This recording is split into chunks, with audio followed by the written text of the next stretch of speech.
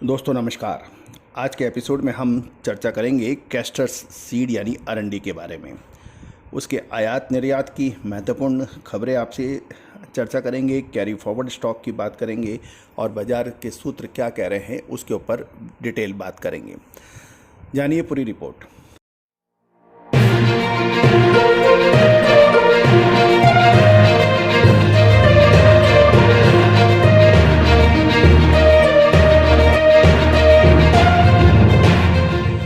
दोस्तों नमस्कार, मैं colonel Ajay, CEO Ajay astro money group first global astro finance digital channel से आपसे मुखातिब होता हूं। आज 30 सितंबर सन 2022 शुक्रवार। दोस्तों आज के एपिसोड में हम चर्चा करेंगे कि कैस्टर सीड में क्या संभावना है। सबसे पहले खबर निर्यात के ऊपर।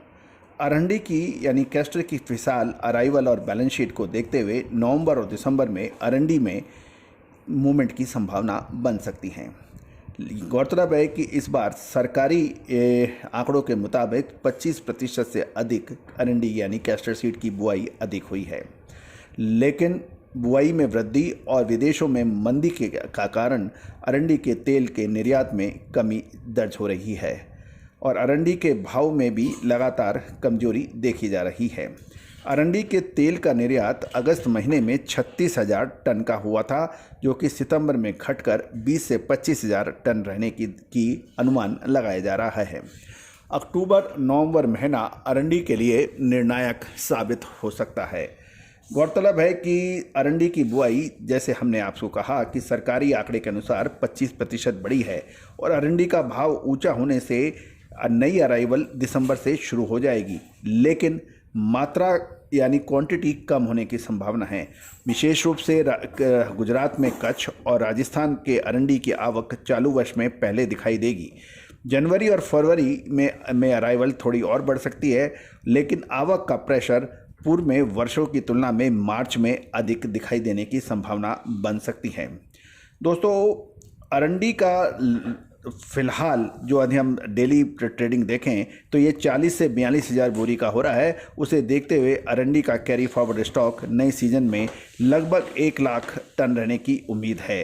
अरंडी का स्टॉक 1 सितंबर को 4 लाख टन अर्थात 53 लाख बोरी रहने का अनुमान व्यक्त हुआ है। सितंबर महीने में आवक की प्रेशर देखते हुए 12 से 15 लाख बोरी की अराइवल की धारणा बन सकती है।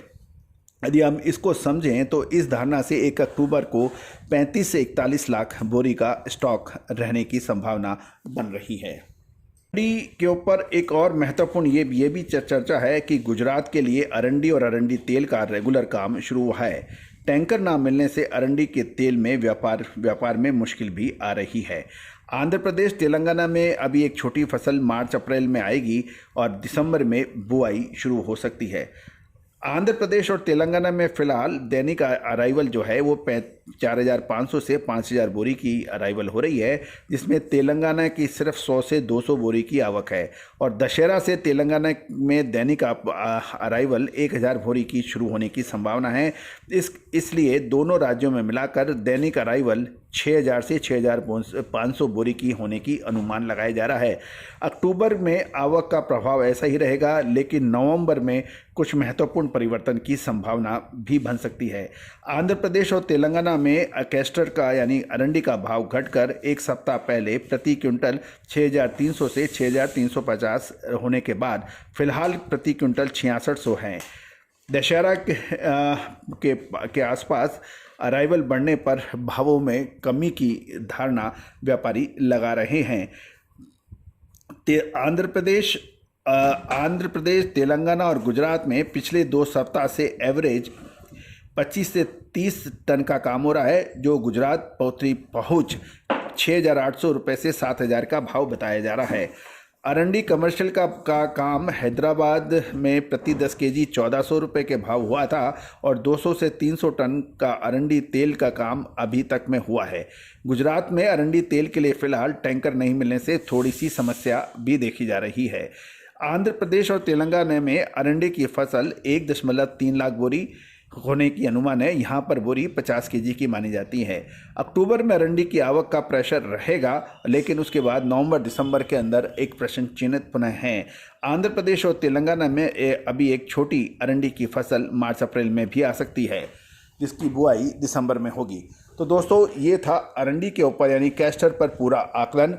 आप गौरतलब है कि अक्टूबर नवंबर के अंदर ज़बरदस्त मूवमेंट ऑयल सीड्स में बन सकता है। कैस्टर सीड उसमें से एक है। अरंडी के जो एक्सपोर्टर्स हैं या फिर अरंडी के जो होलसेल का काम करने वाले हैं, बड़े स्टॉक में जो मात्रा में में इसमें ट्रेड करते हैं, उसे वो हमसे रिसर्च रिपोर्ट प्राप्त कर सकते हैं, उसके लिए संपर्क कर सकते हैं। गौरतलब है, बड़े स्टॉकिस्ट और रिसर्च और मिलर से ही संपर्क करें। All the very best, good luck, happy trading.